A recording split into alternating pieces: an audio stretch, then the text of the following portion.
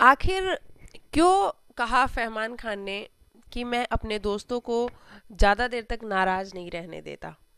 किन दोस्तों की बात कर रहे थे फहमान? चलिए आपको बताते हैं।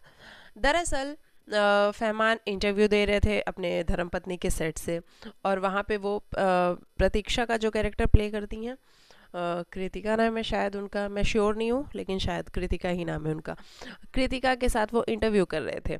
तो जब उनसे पूछा गया फरमान खान से कि प्रतीक्षा के बारे में आप कुछ बताइए, ये कृतिका के बारे में, तो उन्होंने कहा कि ये बहुत कम बोलती है, चुप रहती है, और बात बात पे नहीं, बात बात पे नहीं, अभी परसों ही ये मेरे से नाराज़ हो गई थी। तो पूछा गया कि क्यों नाराज़ हो गई थी, तो फरमान खान कहते हैं कि ये नाराज़ हो गई थी, मैंने कुछ तो ऐसे हरकत मस्ती की थी जिससे ये नाराज़ हो गई थी। लेकिन मैं भी फिर ऐसा हूँ कि पीछे ही पड़ जाता हूँ। मैं अपने दोस्तों को ज़्यादा देर तक नाराज़ नहीं रहने दे सकता।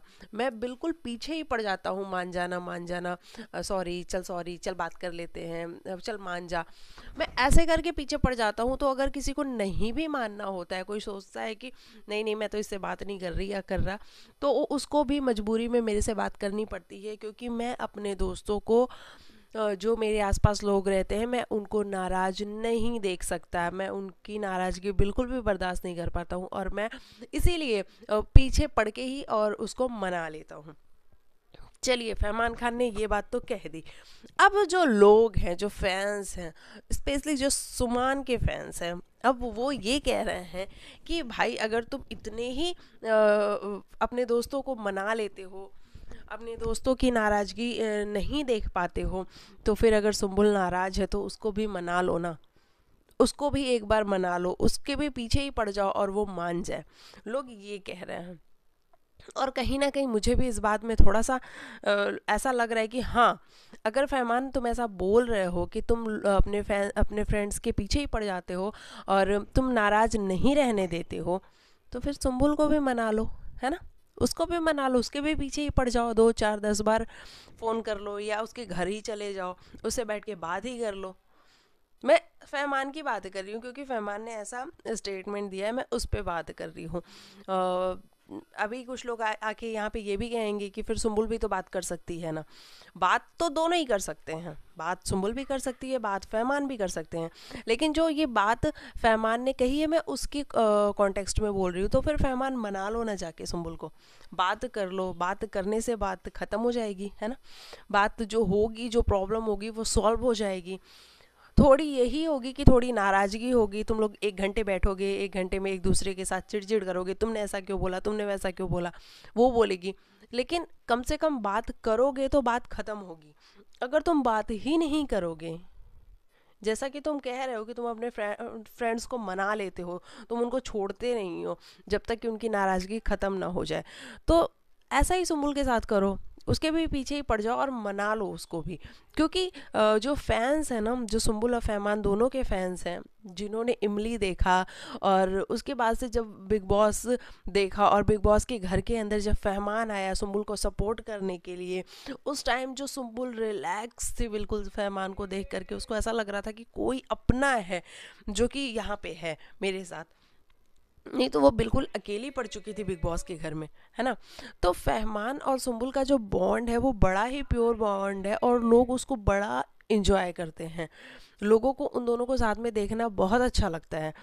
तो अगर ऐसी बात है फहमान, तुम इतने ही वो हो, मतलब झुक जाते हो, तो इस बार भी झुक जाओ यार, है ना, बात कर लो। और मुझे नहीं लगता कि अगर सुम्बुल से तुम बात करने जाओगे तो सुम्बुल ऐसी लड़की है जो कि बात नहीं करेगी, क्योंकि सुम्बुल को हमने देखा है बिग बॉस के अंदर, उसको कोई कुछ भी कह के चला जाता था तो वो उसको बदले में कोई कुछ नहीं बोलती थी, कोई एक शब्द तक नहीं बोलती थी कि उसको बुरा लगेगा। तो हमने देखा है कि सुम्बुल ऐसी लड़की है कि वो अगर कोई उससे बात करने आएगा तो वो उससे बैठ के बात कर लेगी, है ना।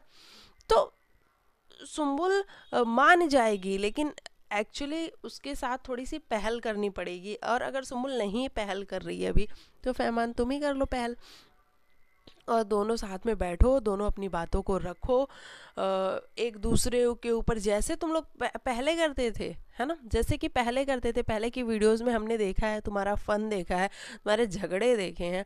तुम दोनों को साथ में लड़ते देखा है, तो वही करके लेकिन कम से कम बात को ख़त्म करो। मेरा सिर्फ इंटेंशन ये है कि अभी इन दोनों का जो प्रॉब्लम है ना वो ख़त्म हो जाए, क्योंकि मैंने बहुत सारे ऐसे रिश्ते देखे हैं यार कि बात नहीं करने की वजह से बात, छोटी सी बात बहुत बड़ी हो जाती है, और सिर्फ उसके बीच का कारण क्या होता है कि बात नहीं करना, कि दोनों ने कभी बैठ के आपस में बात ही नहीं करी। तो बात कर लो, और मैं कहती हूँ कि बड़ी से बड़ी प्रॉब्लम भी बात करने से सॉल्व हो जाती है, और छोटी सी छोटी प्रॉब्लम भी ना बात न करने की वजह से बहुत बड़ी हो जाती है।